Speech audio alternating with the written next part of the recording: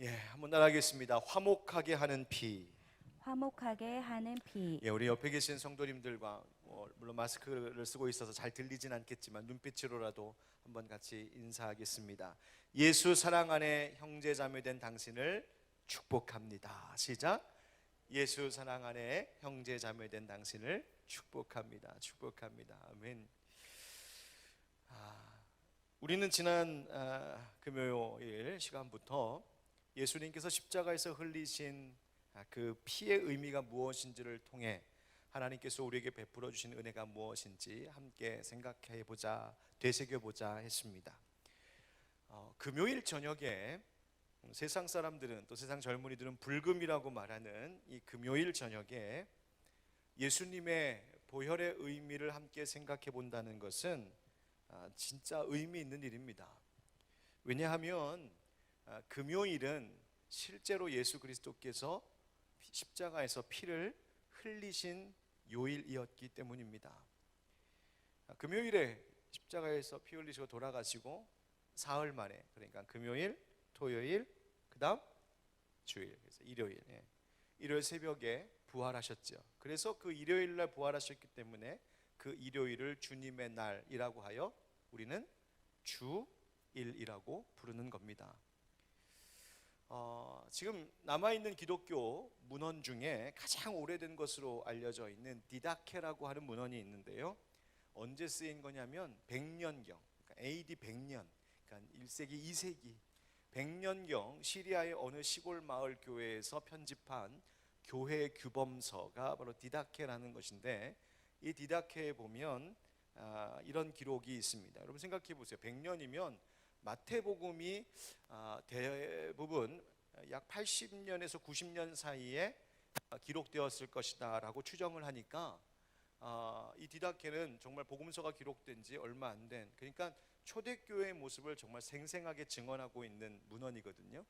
거기에 보면 그리스도인들이 지켜야 할 단식, 그러니까 금식에 대한 규범이 이렇게 기록되어 있어요. 어떤 내용이냐면 이런 거예요. 여러분의 단식은 위선자들처럼 하지 마십시오. 여기서 위선자들이란 아주 열성적인, 열광적인 유대교인들을 이야기합니다. 유대교인들. 그들은 주중에 둘째 날과 다섯째 날에 단식합니다. 그래서 둘째 날이라고 하는 것은 한 일주일간의 첫째 날은 일요일이에요. 주일. 그러니까 첫째, 그 다음 둘째 날이면 언제겠어요? 월요일. 월요일. 그 다음 다섯째 날은요, 목요일이 되는 거예요. 그래서 실제로 유대교인들은요, 성경의 구약 율법에 나와 있지도 않지만 자원적으로, 정말 뜨거운 이 마음에 자발적으로 주중에 월요일과 목요일을 정해서 금식을 했어요. 그런데 기독교인들은 그들과 같이 하면 안 된다, 차별을 두기 위해서 언제 하라고 초대교회 때 이렇게 정했냐면 수요일과 금요일에 하도록 되어 있었어요. 수요일과 금요일, 그러니까 넷째 날과 여섯째 날에 하게 되어 있어요. 왜 금요일이냐? 바로 그 금요일이 예수 그리스도께서 실제로 피 흘리신 그 요일이었기 때문에 그날을 기억하도록 그렇게 정해두었던 거예요. 여러분, 그래서 이 금요일이라고 하는 날은 예수님의 죽으심, 예수님의 보혈, 예수님의 피 흘리심의 의미가 있는 요일이 금요일이에요. 세상 사람들이 불금이다 불금이다 하더라도 그리스도인들은 예수 피의 요일임을 기억하셔야 돼요. 여러분, 교회들마다 이 금요일 이 시간, 주로 이런 시간에 금요 성령 집회, 그죠? 금요 집회, 은사 집회 많이 합니다. 그러면서 성령의 은혜에 대하여서, 또 우리 가운데 임하시는 하나님의 성령의 은사에 대하여서 많은 말씀도 나누고, 그건 집회들을 많이 가져요. 너무 귀한 일이죠. 그런데 여러분 꼭 기억하셔야 될 것은 이 성령의 은혜가 우리에게 임할 수 있었던 전제되는 조건이 있었다는 거예요. 성령의 은혜가 우리 가운데 있을 수 있었던 이유, 그것은 바로 그 금요일에 우리에게 사랑 베풀어 주신 예수 그리스도의 피 흘리심이 있었기에 우리가 그 은혜로 하나님의 자녀 되었고 성령의 은혜를 받을 수 있었다는 사실이에요. 그래서 우리가 금요일마다 기억해야 될 것이 바로 사실은 이 보혈, 예수님의 피입니다. 자, 그럼 예수님의 피를 우리는 왜 보배로운 피, 즉 보혈이라고 부르는 것일까요? 왜 귀중한 피라고 말할 것일까요? 도대체 예수님이 흘리신 그 금요일에 흘리신 그 피가 우리들의 피와 또 아니면 다른 짐승들의 피와 무엇이 본질적으로 다르기에 예수님의 피를 우리는 보배로운 피다라고 말하는 것일까? 먼저는 하나님 앞에 나아가는 것에 있어서, 즉 하나님과 관계를 맺는 것에 있어서 피 없이는 안 된다고 하신 말씀 때문입니다. 죄인인 인간이 죄를 갚을 수 있는 것은 생명을 바치는 것뿐인데 하나님이 정하시기를 피 흘림 없이는 죄사함도 없다 하셨어요. 왜? 피는 곧 생명이라고 하셨기 때문이에요. 그러니까 하나님 앞에 나아가려면, 하나님 앞에 서려면 하나님의 은혜를 받든 하나님과 교제를 하든 무엇을 하든 하나님과 관계 맺으려면 피 흘림이라고 하는 희생이 있어야 된다는 거예요. 희생. 자, 그런데 하나님께서는 우리 인간에게 생명 주시기를 원하시는 분이죠. 우리가 죽는 것, 우리가 멸망하는 것, 그거 원치 않으세요. 그래서 생명 주시기를 원하시는 하나님이시기 때문에 대신에 짐승의 피를 흘리게 하신 적이 있었죠, 구약시대에. 그런데 짐승의 피는 우리의 죄에 대해서 영원히 완전하게 그 죄값을 대신 치를 수 있는 대속의 힘에 있어서 부족한 것이었어요. 짐승의 피로 되는 것이 아니었어요. 그래서 하나님께서 그분의 아들 예수 그리스도의 피를 흘리게 하신 것이죠. 왜요? 고린도후서 5장 21절 말씀에 보면 예수님을 뭐라고 표현했느냐? 죄를 알지도 못하신 이를 우리를 대신하여 죄로 삼으신 것. 예수님 죄를 알지도 못하시는 분, 그래서 그런 분의 피를 흘려 하나님께서 우리의 죄의 값을 대신 받으시고자 하신 그 하나님의 작정하시고 계획하신 일이 바로 예수 십자가 위에서 이루어졌다는 거예요. 바로 이것이 하나님께서 우리에게 베풀어 주신 구원의 은혜예요. 그래서 보혈이라고 말할 때, 이 보혈이라고 말할 때 거기에는 반드시 무슨 의미가 들어있냐 하면, 한번 따라 하실까요? 구속이라고 하는 의미가 함께 들어있는 거예요. 우리에게 구속의 은혜, 즉 우리의 죄의 값을 대신 치르게 하신 그 구속의 은혜가 가능하도록 우리에게 베풀어 주신 이 보혈의 은혜, 바로 그것을 통하여서 우리가 하나님 자녀 된 것이죠. 이 보혈, 이 구속의 의미가 있는 보혈, 바로 여러분 이 보혈의 능력이 우리 가운데 임한 것으로 인하여 우리의 인생 가운데, 우리의 존재 가운데 몇 가지 중요한 축복의 사건들이 일어났어요. 그 중요한 보혈을 통하여서 우리 가운데 일어난 중요한 축복의 몇 가지 사건들 중에 한 가지, 첫 번째 것을 꼽자 하면은 바로 오늘의 주제인 화목이라고 말할 수 있어요. 화목. 오늘 이 화목에 대한 이야기를 함께 나누려고 합니다. 하나님께서 예수 그리스도를 우리 가운데 주심으로 하나님 이루신 일, 그 일의 결국 궁극적인 목표는 뭐냐면 우리 안에 시작된, 우리 안에 있는 죄를 없애시기 위한 거예요. 뭘 위해서라고요? 죄를 없애시기 위하여.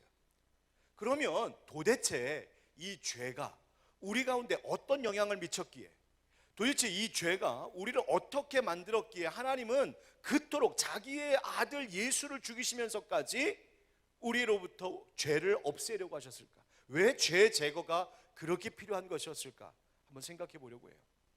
지난주에 소개해드렸던 앤드류 머레이의 예수의 보혈의 능력이라는 책에 보면 이 보혈, 예수님의 보혈에 대해서 설명하다가 이 죄라고 하는 것이 어떤 영향력을 우리에게 미쳤는지 두 가지 방향으로 우리에게 설명을 해주고 있어요.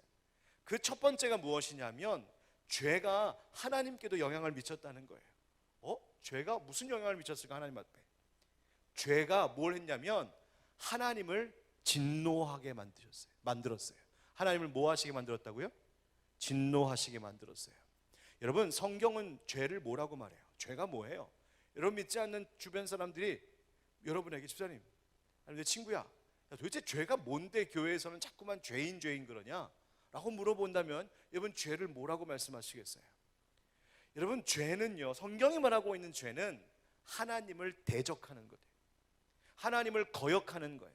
하나님께 불순종하는 것, 하나님의 권위에 도전하는 것, 하나님의 권위에 도전하는 것, 하나님을 또 모독하는 것. 그러니까 하나님에게 등을 돌리고 하나님을 거절하는, 거역하는 이 모든 것이 다 죄란 말이에요.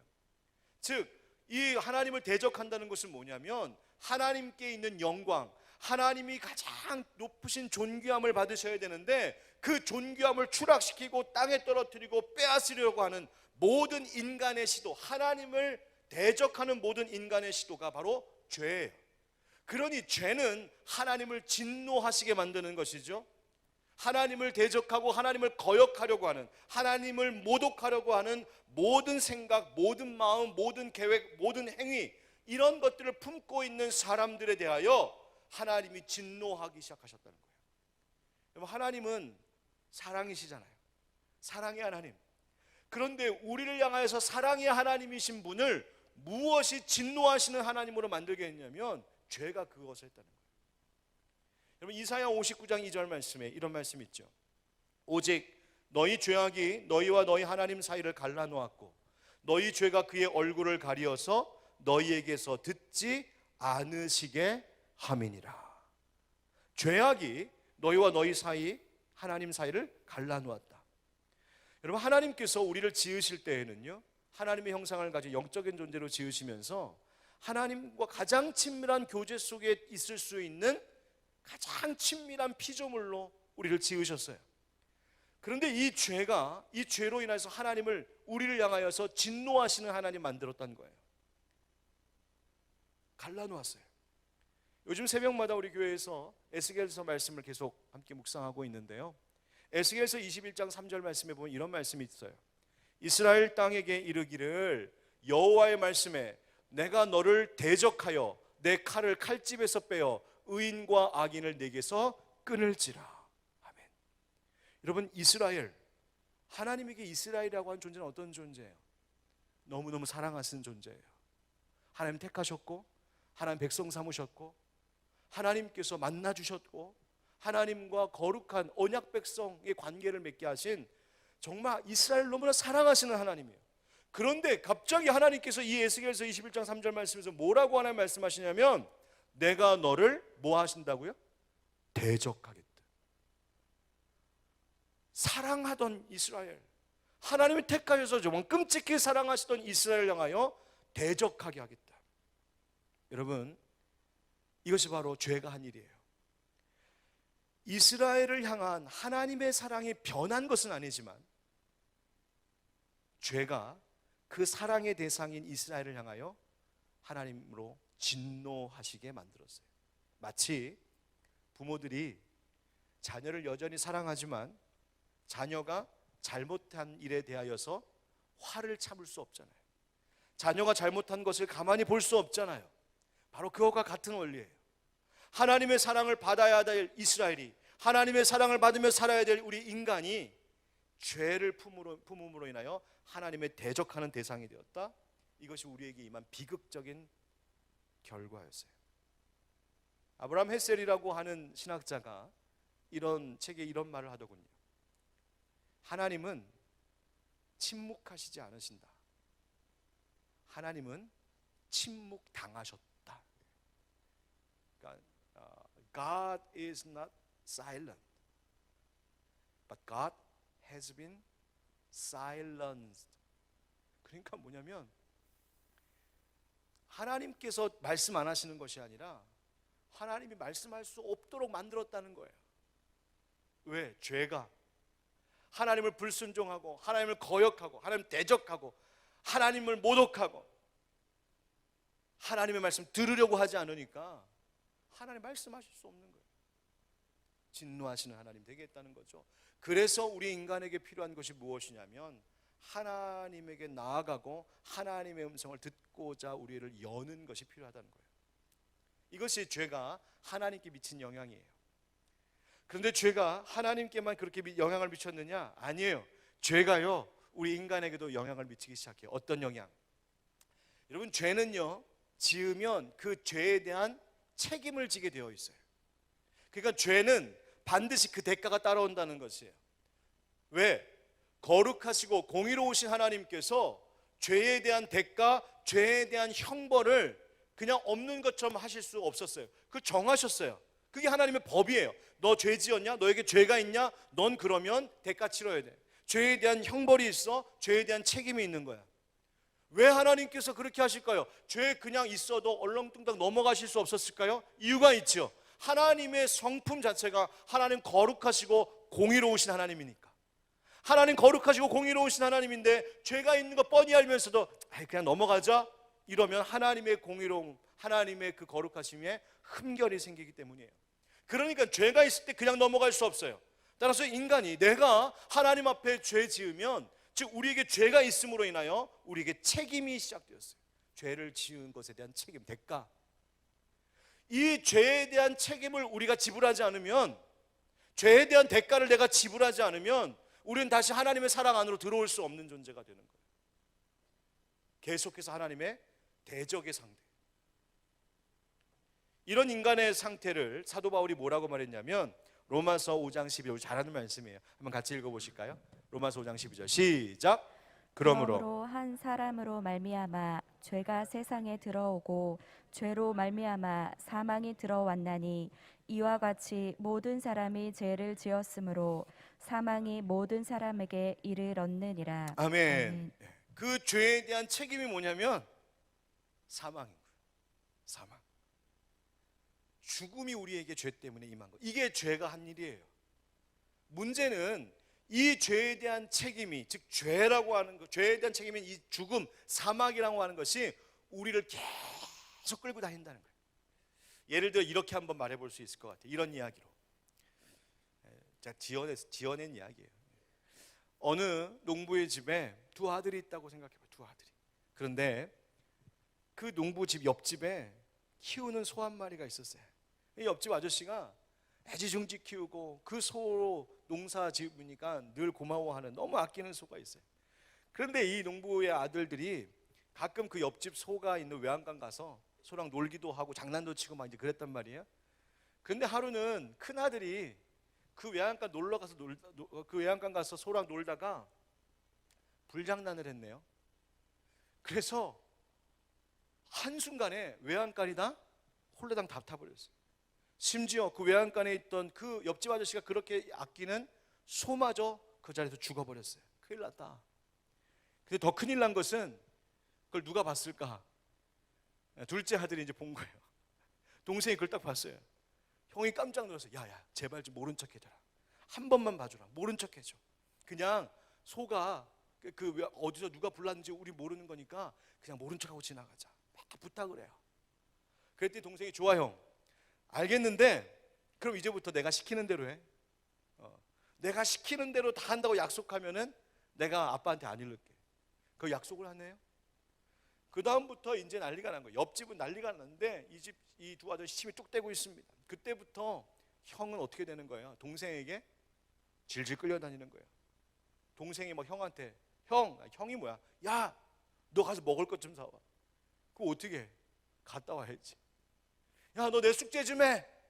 그럼 형이 자기 숙제도 안 끝났는데 어쩔 수 없이 막 눈물 찔끔거리면서 이제 동생 숙제하는 거예요. 야, 너 좋아하는 그 게임기 있지? 나 줘. 이거 아빠가 선물한 건데 잃는다? 알았어. 주는 거예요. 그래서 무슨 일이 있을 때마다 사사건건 모든 것 때마다 이 동생이 형한테 협박하는 거예요. 그래서 아이 싫어 막 그러면 동생이 어쭈 진짜? 그럼 나 아빠한테 일러버린다. 그러니까 계속 협박당하면서 위협당하면서 사는 거예요. 동생한테 코끼에서 질질 끌려 생활하는 거예요. 여러분 이런 일이 벌어졌다고 한다면 이 잘못을 저지른 이 큰 아들 아빠 볼 때마다 어떨까요? 겁나는 거죠. 슬슬 피하게 되는 거죠. 어떡하지? 눈치 보고 불안해하고 공포 속에 떨고 동시에 또 동생 보면 아 제가 언제 이럴까? 이러면 어떡하지? 내가 괜히 또 뭐 잘못해서 또 이러면 어떡하지? 덜덜덜덜 떨면서 하는 거예요. 바로 이것이 사탄이 하는 짓이에요. 사탄이 인간에게 하는 짓이 바로 딱 그거예요. 마치 동생이 그 잘못한 형의 책을 잡아서 그 형을 종부리듯 하는 것과 같은 일을 바로 사탄이 우리 가운데 하는 거예요. 너 그런 죄 졌지? 종 삼아버린 거예요. 그래서 사망이라고 하는 올무에 딱 껴서 우리를 질질질 끌고 다니는 거예요. 여러분 죄로 인하여서 얼마나 비참한 일이 벌어져요? 죄로 인하여서 하나님의 사랑을 받아야 될 우리들이 하나님의 대적의 상대가 되고 죄로 인하여서 우리는 하나님 사랑 안에 머물 수 없게 되고, 죄로 인하여서 우리는 오히려 사탄의 노예로, 종으로 질질질질 끌려다니는 인생. 그래서 인간의 죄에 대한 이 책임을 지지 못하는 우리 때문에, 우리 스스로의 능력의 한계 때문에 그 죄의 책임인 죽음 앞에서 자유롭지 못한 인생 살아가게 되는 것, 그것이 죄가 우리 가운데 하는 거예요. 여러분, 아빠가 그냥 덮어주면 좋겠잖아요. 아들이, 아빠, 내가 이런 했어요. 이런 잘못을 했어요. 그래서 이런 일이 벌어졌어요 라고 아빠한테 솔직하게 말하고, 아빠가 그래? 그리고 그 덮어주면 진짜 좋겠잖아요. 그죠? 그 덮어주는 게 뭔지 아세요? 바로 그게 화목이에요. 오늘 말씀 25절에 이런 말씀이 있어요. 오늘 본문에 이 예수를 하나님이 그의 피로써 믿음으로 말미암는 화목제물로 세우셨으니 이는 하나님께서 길이 참으시는 중에 전에 지은 죄를 간과하심으로 자기의 의로우심을 나타내려 하심이니라. 아멘. 죄로 인해 갈라진 하나님과 인간의 관계를 누가 먼저 회복하게 원하셨냐면 하나님이 더 회복하게 원하시는 거예요. 하나님이 너무 사랑하시니까. 여러분, 이것이 인간을 향한 하나님의 멈추지 않는 사랑, 지워지지 않는 사랑, 그칠 수 없는 사랑이에요. 분명히 죄 지었어요. 그래서 하나님의 진노를 샀고요, 하나님 대적의 대상이 되었어요. 그럼에도 불구하고 그를 향한, 즉 인간을 향한, 이스라엘을 향한, 우리를 향한 하나님의 이 뜨거운 사랑은 멈추질 않는 거예요. 그래서 회복할 수 있는 길을 열기를 원하셨어요. 이것을 설명하기를 예수님을 화목제물로 삼으셨다는 거예요. 바로 그 죄에 대한 책임을 갚는, 책임을 치르는 제물로 예수님을 삼으셨다. 오늘 말씀에 이렇게 말하고 있죠. 이는 하나님께서 길이 참으시는 중에 뭐 하셨다고요? 하나님이 참으셨다. 이 죄에 대해서 참으셨어요. 그 다음 지은 죄를 간과하셨다. 뭐 하셨다고요? 이 간과하셨다는 것이 뭐예요? 덮어주셨다는 거예요. 덮어주셨다. 여러분, 화목이라고 하는 말이 뭐냐면 바로 이 화목이라고 하는 말의 의미가 우리에게 여전히 해결되고 있지 않은 죄에 대한 책임, 죄에 대한 형벌, 죄에 대한 이 책임을 덮어주고 그 죄를 제거해 주는 것을 화목이라고 말하는 거예요. 여러분, 하나님께서 이 죄 때문에 진노하셨고 인간을 사막의 올무에 메어서 우리를 끌고 다니는 이 비참한 존재로 만들어버린 이 죄, 그런데 그 죄를 덮는 것이 화목이에요. 공동번역은 그래서 뭐라고 말하냐면, 뭐라고 번역했냐면 죄를 참고 눈 감아 주셨다. 죄를 뭐 했다고요? 참고 눈 감아 주셨다. 이게 화목이에요. 여러분, 죄가 분명히 있어서 하나님과 우리의 관계가 쫙 갈라졌는데 막혀버린 거죠. 막혀버린 거. 그런데 그 죄를 눈 감아 줌으로 인하여서 하나님과 우리 사이에 가로막힌 것을 없게 만드는 것, 이게 화목이에요. 그래서 화목제물이란 뭐냐?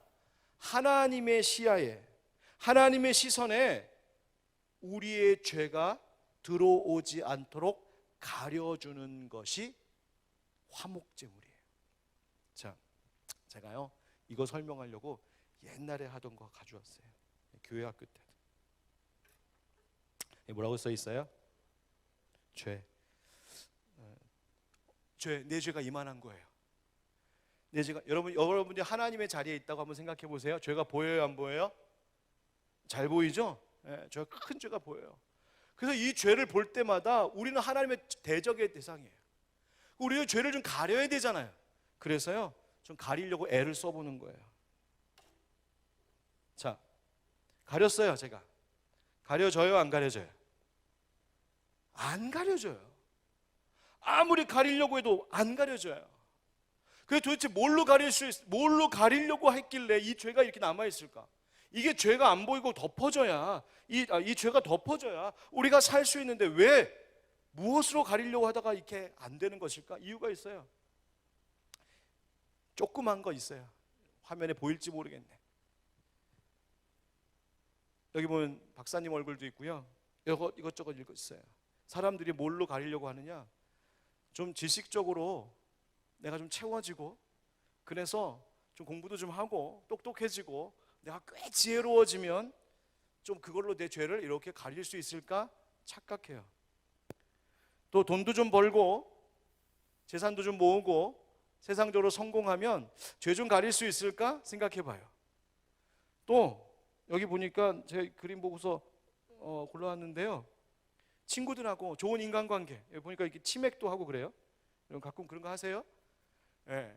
이게 사람들하고 좋은 관계 맺고 사람들하고 좀 이렇게 사람들한테 인정받고 좀 친구 관계 좋고 막 이렇게 사람들과 좋은 관계 두텁게 맺으면 그걸로 죄를 좀, 내 허물, 내 아픔, 상처, 내 고통 좀 가릴 수 있을까? 또 세상에서 막 상심, 모범 시민상 이런 거 받을 정도로 봉사도 하고 선행도 하고 윤리적으로 도덕적으로 좋은 일 하고 하면 내가 좀 가려질 수 있을까 하고 앞만 대보지만 하나님의 시야에서는 계속 죄는 보이는 거예요.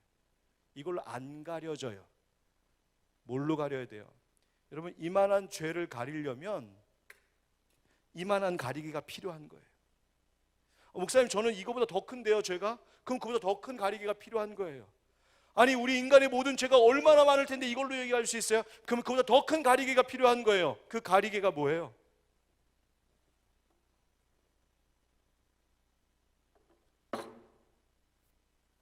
예수 십자가 보혈인 거예요. 십자가 보혈로만 가려지는 거죠. 화면 각도가 이렇게 돼서 짝.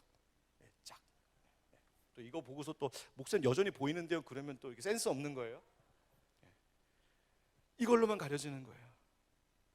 이 뒤에 아무리 큰 인간의 인류의 모든 죄가 무한히 있어도 언제나 우리의 죄의 덩치보다 더 커서 우리를 가리기에 충분한 은혜가 바로 예수 보혈의 능력 가운데 있는 줄 믿습니다. 그것이 화목이라는 거예요. 즉 하나님의 시선에서 우리의 죄를 보이지 않도록 가리는 바로 그것이 뭐다?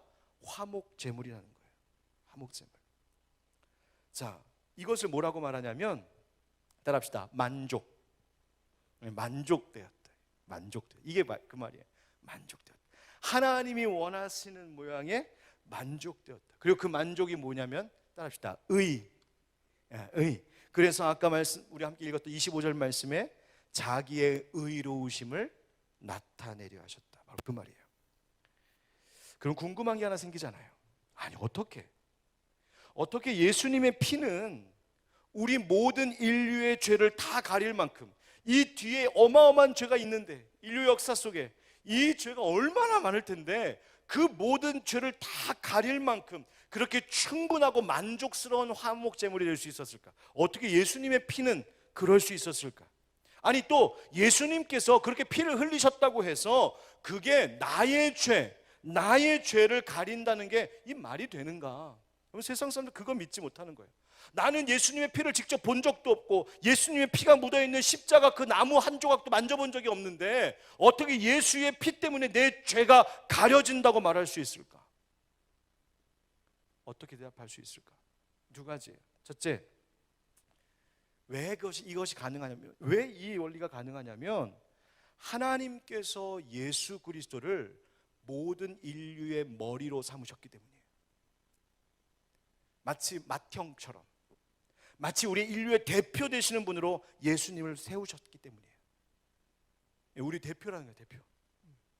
또 한 가지, 그 대표 되시고 머리 되시는 예수님께서는 하나님 아버지께서 원하시는 그 의로운 삶에 완전하게 순종하셨기 때문에 율법의 어떤 항목을 가져다가 예수님 앞에 들이밀어도 책 잡힐 것이 없으신 분이 예수님이시라고요. 그게 아까 고린도후서에서 말한 죄를 알지도 못하시는 이라는 말이에요. 어떤 율법의 항목을 갖다가 놓고 따지고 물어보고 계산해봐도 예수님에게서는 어느 것 하나도 흠이 될 것이 없는 분. 그러니까 우리의 대표 되시는 예수님, 그 예수님이 완전하게 의로우셨기 때문에 예수님이 십자가의 피를 흘리신 것이 우리의 죄를 가리기에 충분하다는 거예요. 여러분 예수님의 피가 없었다면 어땠을까? 예수님의 보혈이 없었다면 어떨까? 여러분 어떤 일이 일어날까 한번 상상해 보셨어요? 예수님의 보혈이 없다. 예수님 피를 흘리신 적이 없다. 그러면 우리 인간은요 여전히 하나님의 진노 속에 살고 있어야 되는 거예요. 예수님의 보혈이 없다면은요 우린 여전히 하나님의 대적의 상대인 거예요. 예수님의 보혈이 없다면 우리가 성경과 또 성경 속에 있는 하나님의 율법을 볼 때마다 이 말씀 속에서 우리가 사실은 구원의 은혜를 맛보고 용서와 회복과 사랑, 하나님의 그 은혜를 말씀 속에서 얻게 되는데, 예수 그리스도의 보혈이 없었다면 이 성경 혹은 이 율법은 계속해서 우리에게 우리의 죄를 책망하고 우리의 죄를 정죄하고 우리를 무섭게 하고 공포 가운데 떨게 하고 두려움 속에 덜덜덜덜 떨며 살게 하는 그 책에 불과했을 것이라고요. 여러분, 예배는 어떨까요? 여러분, 예수님의 보혈이 없었다면 우리가 예배 드릴 수 있을까요? 아니요, 예배라는 것 자체가 성립이 안 되죠. 죄사함을 받아서 자유함을 얻고 슬픔은 위로를 받고 또 새 힘을 얻고 천국 소망을 갖게 하는 것이 바로 이 예배의 자리이고 하나님 앞에 찬양하고 기도하는 것인데, 예수님의 보혈이 없다면, 예수님의 피가 없었다면 예배 자체가 불가능하고요. 우리가 모일 때마다 우리는 뭘 확인할까? 우리 언제 죽는데? 우리 이렇게 모일 때마다 우리가 확인할 수 있는 것, 우리는 언제 형벌 받는데? 날마다 모여서 서로 쳐다볼 때마다 형벌의 심판대에 어떤 모양으로 언제 올라갈까? 언제 우리는 저주의 대상이 될까? 그 이야기밖에 할 수 없던 존재가 우리라고요. 그런데 예수의 보혈 때문에, 예수의 보혈이 있으므로 우리가 하나님 앞에 기쁨과 감사로 설 수 있게 되었다는 사실을 우리는 잊지 말아야 됩니다. 여러분, 제사장의 축복, 민수기 6장에 나오는 말씀 아시죠? 민수기 6장 24절 26절 한번 같이 읽어볼까요? 시작. 여호와는 네게 복을 주시고 너를 지키시기를 원하며 여호와는 그의 얼굴을 네게 비추사 은혜 베푸시기를 원하며 여호와는 그 얼굴을 네게로 향하여 드사 평강 주시기를 원하노라 할지니라. 아멘. 이 말씀 얼마나 좋아요, 그렇죠? 그래서 목사님들 축도할 때 이 말씀으로 축도를 하기도 하거든요. 얼마나 좋아요. 내게 복을 주시고 여호와는 그의 얼굴을 내게 비추시고 그 얼굴로 내게로 향하여 드사 평강 주시기를 원하노라. 너무너무 귀한 말씀. 그런데 여러분, 예수님의 보혈이 없다면 어떻게 되는지 아세요? 이런 얼굴을 볼래야 볼 수 없어요. 예수님의 보혈이 없다면 이런 은혜의 얼굴, 평강의 얼굴이 아니라 우리를 향하여서 진노의 찌푸린 얼굴, 우리가 너무나 덜덜덜 무서워서 어찌할 수 없어서 숨어들 수밖에 없는 얼굴, 날마다 먹구름 밑에 있는 것처럼 그렇게 두려움 속에 살 수밖에 없는 존재, 예수 보혈 없다면 우리는 이 말씀을 그렇게 봤어야 될 거예요. 여러분, 이 말씀이 오늘날 우리에게 축복의 선언으로 유효한 이유는 바로 우리를 위하여서 우리의 죄를 가려주신 화목제물 되신 예수 그리스도께서 계시기 때문이에요. 여러분, 여기서 놓치지 말아야 할 것이 하나 있어요. 그것은 뭐냐면, 따라합시다. 믿음의 고백. 믿음의 고백이에요. 뭐냐면 나의 죄를 위한 이 화목의 피였다는 사실을 우리 각자가 믿고 받아들이는 고백이 필요해요. 얼마나 이것이 중요한지 주님께서는 우리를 이 십자가 보혈로 초청하고 계세요. 모든 인류를 향해 예수님께 초대장을 보내셨어요. 어떤 초대장? 고린도후서 5장 20절이라는 초대장이에요. 한번 같이 읽어보실까요? 시작. 그러므로 우리가 그리스도를 대신하여 사신이 되어 하나님이 우리를 통하여 너희를 권면하시는 것 같이 그리스도를 대신하여 간청하노니 너희는 하나님과 화목하라. 뭐 하라고요? 화목하라. 하나님과 화목하라라고 하는 이 메시지를 사도 바울이 우리에게 전하는데 뭐라고 설명하냐면, 지금 내가 너희들에게 이렇게 이야기하는 것은 그리스도를 대신한 사신으로서 지금 말하는 것이다. 네? 네. 여기 보면 간청한다는 말이 있죠? 간청한다는 게 뭐예요? 간곡하게 부탁한다는 말이에요. 그러니까 내가 지금 그리스도의 사신으로서 예수 그리스도를 대신하여 너희들에게 이렇게 간곡히 부탁하고 있다. 제발 하나님과 화목하십시오. 지금 바울이 하는 이 말은 그러니까 결국 이 땅 가운데 살아가는 모든 인류에게 결국 나를 향하신 예수 그리스도의 간청인 거예요. 예수님께서 우리에게 부탁하고 계신다고요. 영어 성경에 보면요, 이것을 이 부탁하다는, 간청한다는 말을 implore라고 말했는데 이 말은 뭐냐면 뜻이 애원한다는 뜻이에요. 부탁한다는 뜻이에요. 하나님께서 부탁하신대요. 제발 하나님과 화목해라. 그래서 공동번역은 뭐라고 번역했냐면 이 말씀을, 이것은 결국 하나님께서 우리를 시켜, 즉 사도 바울의 일행을 시켜 우리를 시켜 당신들께 호소하시는 말씀입니다. 아니 하나님이 왜? 하나님 뭐가 아쉬울 것이 있다고 나 같은 존재에게 부탁을 하시냐는 거예요. 하나님께서 이제 뭐가 아쉬워서 나 같은 인간에게 찾아오셔서 그것도 예수 그리스도를 통하여 그리고 사도 바울과 같은 위대한 인물들을 통하여 나에게 그렇게 부탁하고 계시냐는 거예요. 내가 뭔데? 하나님이 그렇게 간청하는 이유가 있다는 거예요. 왜? 하나님이 우리를 사랑하시기 때문에 부탁하고 계신대요. 화목하자 우리. 화목하자. 여러분 하나님과 화목하십니까? 여러분 어떻게 하나님과 화목할 수 있을까요? 이 화목이라고 하는 바로 예수 보혈의 의미를 받아들이는 것, 그 보혈의 의미를 받아들이고 믿는 것, 그것이 바로 하나님과 화목하게 되는 일이에요. 믿는 것.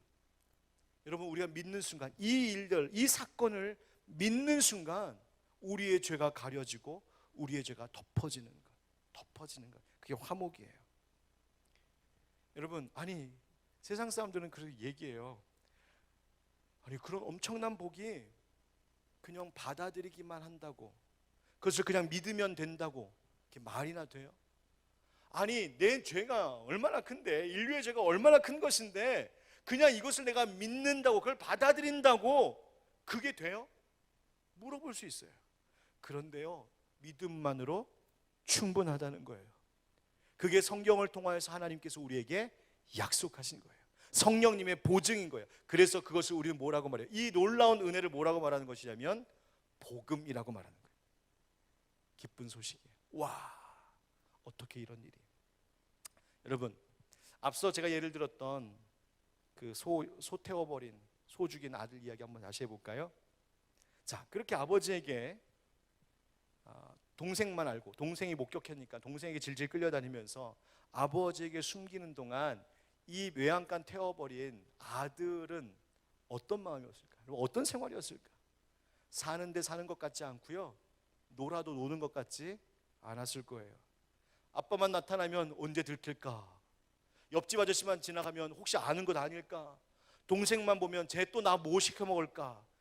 덜덜덜덜 떨면서 하루하루 살았겠죠. 그러다가 하루는 이 아들이 난 도무지 안 되겠다, 이건 도무지 안 되겠다. 그래서 큰 용기를 내서 아빠한테 가는 거야. 아빠, 그리고 이실직고 하는 거야. 아빠, 실은요 이러이러해서 제가 불장난하다가 외양간 태워먹고 옆집 소까지 다 죽여버렸네요. 이실직고 하는 거예요. 그랬더니 아빠가 뭐라고 그러실까요? 다 알고 있었어. 다 알고 있었어. 그리고 다 잊어버렸어. 아무리 내 아들보다 소가 더 귀하겠니? 이미 옆집 소값, 외양간 다시 지을 값 내가 다 갚았으니까 앞으로 걱정하지 마. 다음부터 조심해. 이게 아빠의 사랑인 거예요. 여러분 그렇게 해결되었다면 덮어주는 것이죠. 그때부터 이 큰아들의 하루하루는 어제와는 완전히 다른 하루예요. 맨날 먹구름 끼는 것 같았는데 그날부터 어떨까요? 봄날의 햇빛이죠. 너무너무 즐겁죠. 옆집 아저씨 볼 때마다 두려웠는데 이제 괜찮은 거예요. 왜? 아빠가 속값 다 갚았으니까. 우리 아빠가 다 했으니까 두렵지 않은 거예요. 아빠 맨날 무서워서 아빠 피해 다녔던데 이제는 아빠 옆에 있을 수 있는 거예요. 아빠 얼굴이 무섭기만 한 얼굴인 줄 알았는데 이날 이후로는 아빠는요 은혜의 햇빛과 같은 얼굴인 거예요. 아빠 얼굴 볼 때마다 좋은 거예요. 딱 하나 달라진 것 있어요. 이 아들에게 관계는 회복되면서, 아빠와 관계가 회복되면서 딱 하나 달라진 게 있어요. 그게 뭔지 아세요? 그 아빠에게 빚졌다는 거예요. 아빠에게 빚졌다는 거예요. 여러분 이 아들이 아무리 노력을 한다 한들, 아무리 무엇을 한다 한들 그 옆집 속값 갚을 수 있겠어요? 아들이 아무리 무엇을 한다고 해도 외양간 값 갚을 수 있겠어요? 아버지가 다 갚아주셨다니까요. 그러니까 이제 괜찮은 거예요. 다만 아버지에게 빚진 거예요. 그래서 평생 아버지에게 빚진 마음으로 사는 거죠. 아버지에게 효도하며 살고 공부도 더 열심히 하고 더 착하게 사는 거예요. 빚졌으니까. 그게 우리예요. 그게 우리예요. 여러분 그런데 만약에 이 아들이 아버지가 다 갚았어, 다 해결됐어, 끝났어 말씀하셨는데 아버지 그럴 리가요. 믿을 수가 없어요. 아니 아버지 다 갚으셨다니요? 아버지가 무슨 돈이 있으시다고? 제가 옆집 가서 종노릇이라도 하면서 심부름이라도 하면서 하루하루 일당 벌어 그 속가 외양간 갚겠습니다. 그리고 매일 울상으로 옆집 가서 종노릇하고 있다고 생각해 보세요. 아버지 다 갚으셨는데 그 아버지 마음이 어떨까요? 답답한 거죠. 속상한 거죠. 아버지의 사랑, 아버지의 능력을 무시하는 거죠. 왜? 아버지가 행하신 그 은혜의 일들을 받아들이지 않았기 때문에. 바로 이것이 받아들임이, 그 인정함이 뭐라고요? 믿음의 고백이에요. 믿음의 고백. 여러분 요한일서 4장 10절 말씀 같이 읽어볼까요? 시작. 사랑은 여기 있으니 우리가 하나님을 사랑한 것이 아니요 하나님이 우리를 사랑하사 우리 죄를 속하기 위하여 화목제물로 그 아들을 보내셨습니다. 할렐루야. 예수님 때문에 그게 다 가려졌다고요. 다만 우리는 하나님께 빚만 진 거예요. 사랑의 빚. 그래서 사랑의 빚을 진 우리들에게 뭐 하라고 명령하시냐면, 너 나한테 빚 갚고 싶냐? 그럼 뭐 하면 되냐면, 너도 세상에 나아가 화목하게 하는 직분을 감당하며 살아. 그게 나한테 빚 갚는 거야. 하나님이 그거 말씀하셨어요. 우리가 뭐 한다고 그거 다 갚겠어요? 그러나 그렇게 인정해 주시겠다는 거예요. 여러분 앤드류 머레이 그가 한 말에 이런 말이 있어요. 한번 들어보세요. 그리스도의 피를 믿는 믿음을 발휘하십시오. 그 피가 지금 이 순간 여러분을 구원할 수 있습니다. 그저 믿기만 하십시오. 그 피가 내게도 역사하리라고 말하십시오. 죄 용서를 갈망하며 나아오면 이미 완전한 화목을 이루신 그분의 피가 즉시 여러분의 죄를 덮고 여러분을 회복시켜서 하나님의 자비와 사랑으로 나아가도록 하리라는 확신을 가질 수 있습니다. 아멘. 요즘 믿음이 필요한 거예요. 여러분 어떤 일 때문에 요즘 혹시 괴로워하십니까? 무슨 일 때문에 하나님 앞에 서는 것이 두려우신가요? 여러분 뭐가 여러분들 계속 괴롭히고 있고, 혹시 그 어떤 문제 때문에 지금도 사탄에게 책 잡혀서 끌려다니고 있는 어떤 인생의 문제가 있습니까? 사단이 자꾸 내 마음속에 야 네가 그런 죄를 짓고도 하나님의 자녀라고 네가 말할 수 있어? 라고 하는 조롱의 소리가 혹시 들리는 것이 있으세요? 네가 그러고도 그리스도인이야? 네가 그러고도 교회의 교인이야? 네가 그러고도 성도야? 네가 그러고도 교회의 직분자야? 네가 그러고도 믿는 부모라고 말할 수 있어? 네가 그러고도 예수 믿는 사람이라고 말할 수 있어? 혹시 비난의 소리가 들리십니까? 여러분 그럴 때마다 어디 뒤에 숨어야겠어요? 예수 보혈 뒤에 숨는 거예요. 왜? 그분이 우리의 화목이시기 때문에. 여러분 예수님의 보혈이 우리를 하나님과 화목하게 하는 능력이 있다는 이 신비하고 놀라운 사실, 이것에 대한 믿음 가지시기를 축복합니다. 그 능력 붙들며 살기를 축복합니다. 여러분 보혈의 능력, 그 화목하게 하시는 능력만이 우리가 의지할 능력이요 우리의 살 길을 열어주시는 것인 줄 믿습니다. 아멘.